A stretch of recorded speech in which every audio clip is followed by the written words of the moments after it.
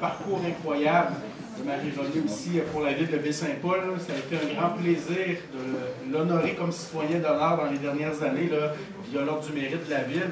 Et quelqu'un qui a un parcours incroyable comme ça, qui a travaillé de façon marquée aussi à faire rayonner Baie-Saint-Paul. Hein, ça l'a dépassé là, les frontières de la ville, ça l'a dépassé aussi les frontières du Québec. Donc, on est bien fiers de pouvoir te compter comme citoyenne ici à Baie-Saint-Paul et de voir aujourd'hui tous ces gens qui sont présents. Bien, ça, je pense que ça témoigne de la fierté également. Et il y a des gens tantôt qui m'abordaient, qui me disaient qu'ils n'étaient même pas de Baie-Saint-Paul et qu'ils étaient de l'extérieur. Donc ça, je crois que c'est vraiment là, un charme de pouvoir compter sur toi.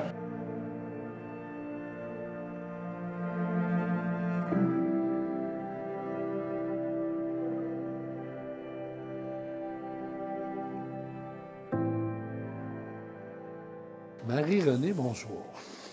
On est ici au lancement de ton nouveau livre, Gratitude et abondance. On a l'impression que ça correspond à la journée d'aujourd'hui, le titre. Ça correspond à la journée d'aujourd'hui, oui, et à beaucoup plus que ça. Ouais. Tu vois, quand j'ai commencé à écrire le livre, les textes, bien, ce qui revenait souvent, c'était ces deux mots-là. Oh, que j'ai des beaux matériaux. Oh, que j'ai reçu du tissu. Oh, j'ai reçu telle affaire. C'est l'abondance. Il y a tellement de choses dans mes armoires d'atelier que je peux utiliser pour broder. L'abondance. Et coller là-dessus, ben, c'est la gratitude. Merci à telle personne qui me l'a offert. Merci à tel autre qui les a ramassés, ainsi de suite. Alors, c'est deux sentiments très forts que j'ai ressenti tout au long de ma carrière.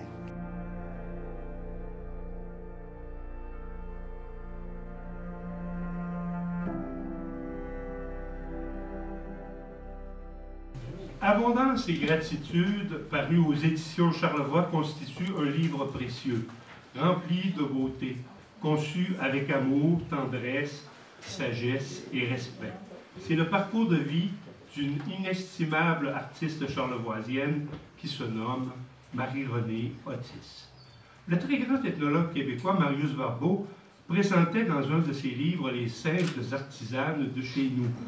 Il y a de cela un peu chez Marie-Renée Otis, ce recueillement, cette grandeur spirituelle, cette volonté de nommer l'indicible, de ne jamais céder à la facilité. Tout cela servi en toute simplicité, sans faire de bruit, sans dévier du chemin, en le parcourant sans cesse pour reprendre la tâche de la main la plus délicate qui soit, simplement pour émouvoir, pour marquer la continuité. Bien sûr, le mot héritage apparaît ici, comme dans un véritable trésor, brodé d'amour, de rêves, parsemé de parcelles de générosité. Tout cela paraît tellement évocateur et pourtant, rien n'est proclamé brusquement. Marie-Renée s'avère une femme discrète, reine de son art, puissante, suscitant l'émerveillement. Ce sont de véritables cadeaux qu'elle offre au regard. Ce livre constitue une œuvre d'art. Sans doute, toute la vie de Marie-Renée Otis s'impose comme une œuvre d'art. Qui aura la chance de posséder ce livre unique? Trop peu, en fait. Alors il faut se presser et se le procurer et ensuite le conserver longtemps pour ceux qui viendront. Comme disait si bien le meneau de Félix-Antoine Savard. Une sainte artisane, Marie-Renée Otis, peut-être bien. Simplement, elle sera toujours bien trop modeste pour s'attribuer ce titre. Peut-être, finalement, elle nous démontre avec tellement de cœur, de don de soi, de finesse, que toute cette abondance et cette gratitude se déploient dans son livre, qui possède vraiment une part d'éternité qu'elle nous confie. Merci. Parce que c'est presque 50 ans de carrière, bientôt. Ben oui, je suis très impressionnée par ce chiffre-là. Ouais. Et elle n'est pas finie, ma carrière. Non, ça va se poursuivre. Ouais. Mais là, on peut dire que c'est un temps fort. Ouais. C'est un magnifique événement. Oui, c'est comme... Bon, qu'est-ce qui s'est passé dans les 50 premières années de ma carrière? Et à la fois, je dis tout, OK? Et chaque chapitre est entrecoupé de bouts de mon CV. Alors, telle date à telle date, qu'est-ce que j'ai fait, telle date à telle date.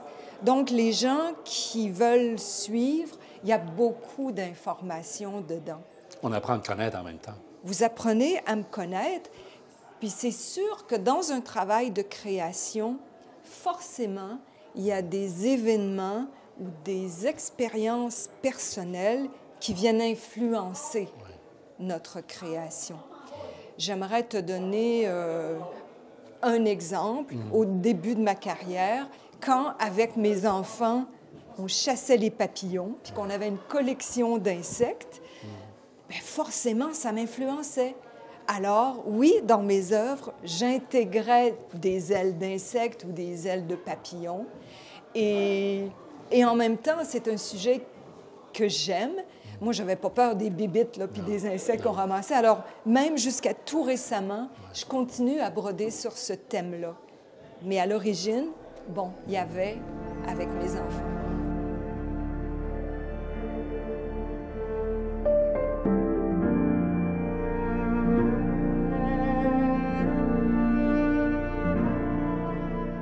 Durant toutes les années, et encore aujourd'hui, où je me suis intéressée à la broderie, que ce soit par un apprentissage de jeunesse, des recherches en études en art ou le déploiement d'un économusée, j'ai entendu ces gens dire que la broderie revient à la mode, ou encore que la broderie est en train de renaître. Ces gens ont tout faux. Parce que la broderie est un métier d'art vivant et vivace, universel et séculaire. Partout au monde, et Marie-Renée peut largement en témoigner, des brodeuses et des brodeurs perpétuent cet art ancien et transmettent avec passion leurs connaissances. Aujourd'hui comme avant, des femmes et des hommes brodent. Ils le font pour gagner leur vie, pour se distraire, pour créer, pour se reposer. Leur broderie parle aussi de vie intérieure. L'on dit que je m'y amuse, mon meilleur ami sait que je m'y repose.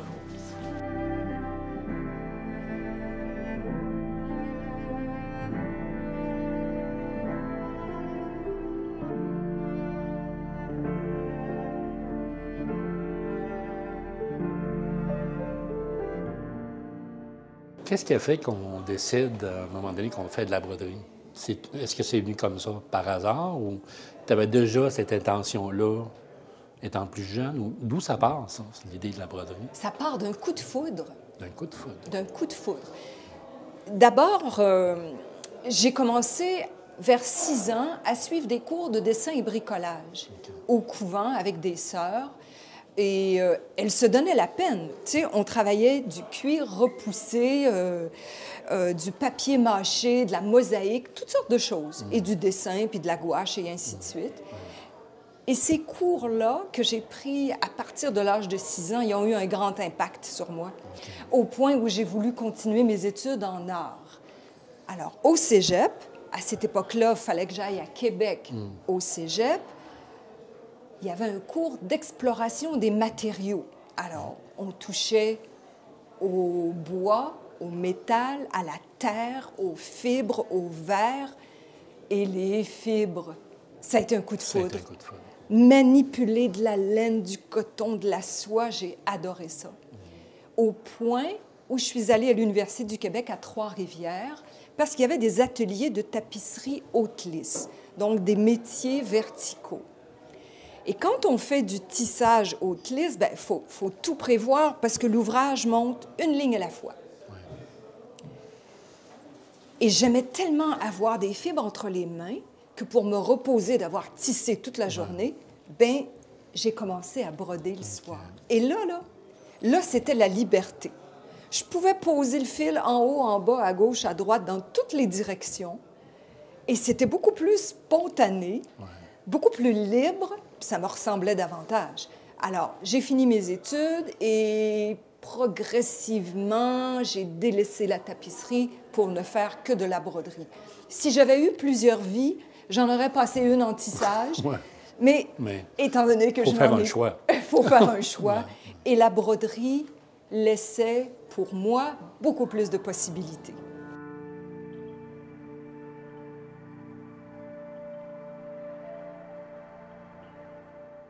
Chers amis, Je voulais célébrer ce bel événement avec vous tous, puis vous avez répondu à mon invitation. C'est extraordinaire. Merci beaucoup. Aujourd'hui, je lance mon livre, mes livres, en français et en anglais. Abondance et gratitude, une monographie vous permettant de suivre mon cheminement en broderie. Je l'ai écrit comme si je vous parlais à chacun d'entre vous, bien simplement. C'est un livre largement illustré, beau à regarder. 265 photographies sur 200 pages. Ça a pris toute une équipe compétente pour arriver à vous présenter ce livre. Je me suis concentrée sur le contenu et Richard Kegel, où es-tu Richard? À la main. Et Richard Kegel s'est occupé de manière magistrale du contenant, de la composition graphique et de la mise en page. C'est grâce à lui si ces livres sont si beaux. Bravo, Oui, bravo.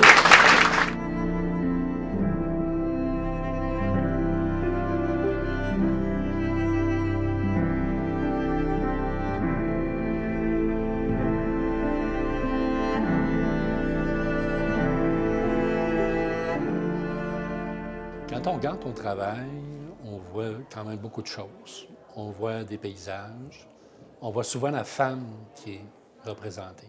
C'est important pour toi, le paysage et la femme dans ton travail? Les paysages, définitivement, parce que ça fait partie de mon identité. Ouais. Moi, j'ai les racines très profondes dans Charlevoix. Et les montagnes, elles sont omniprésentes, rassurantes. Et oui, c'est important. Pour le thème de la femme, également, c'est un thème important. Et c'est un thème universel. Parce qu'à un moment donné, j'ai aussi fait une formation en art-thérapie. Je ne suis pas art-thérapeute, mais ça m'a permis de trouver d'autres sources d'inspiration, entre autres, en puisant dans l'inconscient. L'inconscient personnel et collectif. Et il y avait des types de femmes et de choses que je faisais, et ça m'a permis d'identifier que c'est l'archétype de la terre-mère. Ouais. Donc, un grand thème universel qui venait spontanément au bout de mon crayon. Des femmes montagnes, tu sais, la puissance, la rassurer, protéger la nature. Alors, cet archétype-là, à tous les 10 ans, je faisais comme une terre-mère. Mais c'était spontané. Et oui, le thème de la femme est resté très important pour moi.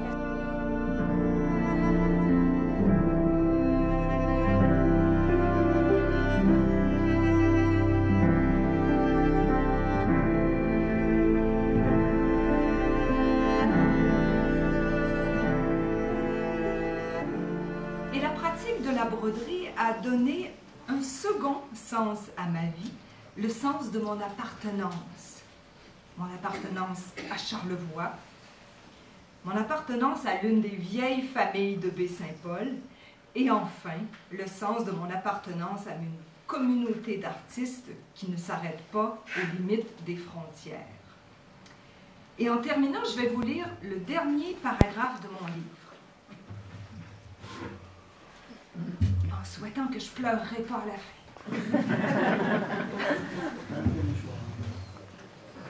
La matière première avec laquelle je travaille, c'est la beauté. Et la beauté élève l'âme.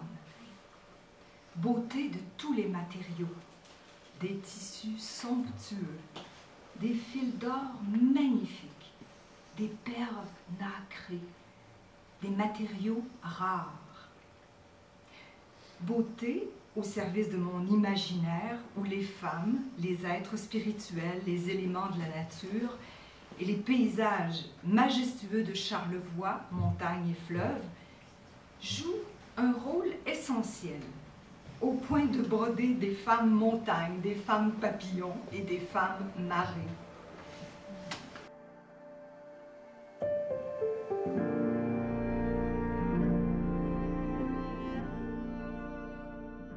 Content du résultat? Ah, très content. Il est beau, j'en suis fière. Aujourd'hui, à ce temps-ci de ma vie, je ne pouvais pas faire mieux. Très content. C'est sûr que j'ai, avec Richard Kegel, j'étais en Cadillac. Tu sais, très talentueux, il a les bons outils informatiques, c'est un perfectionniste. Il est beau, ce livre-là, parce qu'il ne faut pas oublier que sur 50 ans de carrière, on partait avec des vieilles photos, même pas des photos, on partait avec des diapositives. Fait que il fallait tout adapter ça et il a fait un travail exceptionnel. Marie-René, merci beaucoup. Félicitations. Un très beau livre. Je te souhaite beaucoup de succès. Merci beaucoup. Puis encore beaucoup de belles broderies à venir. Oui, je le veux. Merci, Marie.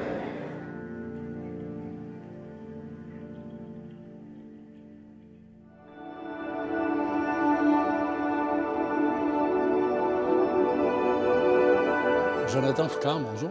Bonjour. On est ici à la bibliothèque René Richard pour ta première exposition officielle, qu'on pourrait dire. Alors, parle-moi de toi un peu, Jonathan. Moi, je suis français, comme ça va s'entendre. Je suis arrivé au Québec il y a 4 ans et dans la région il y a 2 ans et demi à peu près. Puis je suis photographe, j'ai toujours fait de la photo, c'est toujours ma passion. Et puis, comme beaucoup, en 2020, j'ai commencé à me poser des questions sur ce que je voulais faire avec ce qui se passait. Et donc j'ai commencé des formations en photographie, même si j'avais déjà des connaissances, mais je voulais consolider tout ça. Et puis je me suis lancé en arrivant ici, en fait, dans Charlevoix. Je me suis dit que c'était une place parfaite pour ça. Et puis en me procurant un drone, j'ai découvert, comme je disais tantôt, lors du discours, j'ai découvert qu'il y avait un potentiel énorme de la région à être vu différemment que d'un point de vue classique à hauteur de Dieu. Ouais, c'est ça. Est-ce que tu t'es tout le temps servi d'un drone pour faire tes photos ou tu faisais plus de la photo avec des appareils conventionnels? Ma formation et puis tout mon parcours il était avec un appareil conventionnel. Okay. Et d'ailleurs, j'ai des contrats photos dans lesquels j'utilise un appareil conventionnel. C'est vraiment juste pour mon art que j'utilise le drone finalement. C'est ça. Si on parle des photos aussi qu'on voit dans l'exposition, c'est surtout des photos de paysages. Oui. En majeure partie. Qu'est-ce qui t'inspire à ce moment-là dans le paysage pour prendre des photos? Quand je vole avec mon drone, j'ai une partie exploration avant de créer. Donc je vais à l'endroit, je me déplace à l'endroit, je sors le drone et puis je vole. Tu fais du repérage. Je fais du repérage, exactement.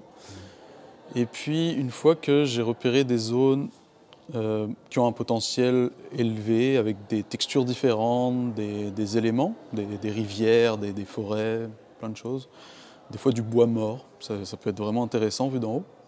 Et bien là, je reviens plus tard, des fois dans la même journée si vraiment. Et puis je commence à créer, à faire des cadrages. Et puis je suis vraiment dans mon monde quand je fais ça. C'est quelque chose, c'est comme un refuge finalement. Alors c'est vraiment après avoir fait un repérage que là, tu vas revenir, puis là, c'est à ce moment-là que tu vas faire ta captation. C'est ça. C'est très rare que dès le repérage, je trouve quelque chose. Mais ça peut arriver, c'est déjà arrivé sur quelques photos. Mais en général, j'ai un temps de repérage avant. Donc le processus pour faire une photo, c'est quand même assez long, je dirais. Parce qu'il y a le repérage, la prise de photo, après l'édition, le post-traitement. Alors je ne change pas énormément les choses, mais je fais en sorte de les rendre intéressantes. Et j'imagine que le moment de la journée peut avoir une différence aussi. Si tu fais une photo le matin, tu fais une photo le soir, ou en fin de journée, ça n'aura pas le même impact à ce moment-là. Il y a déjà une contrainte au niveau la météo, tout simplement, parce qu'il y a aux éboulements, par exemple, il y a beaucoup de vent. Ouais.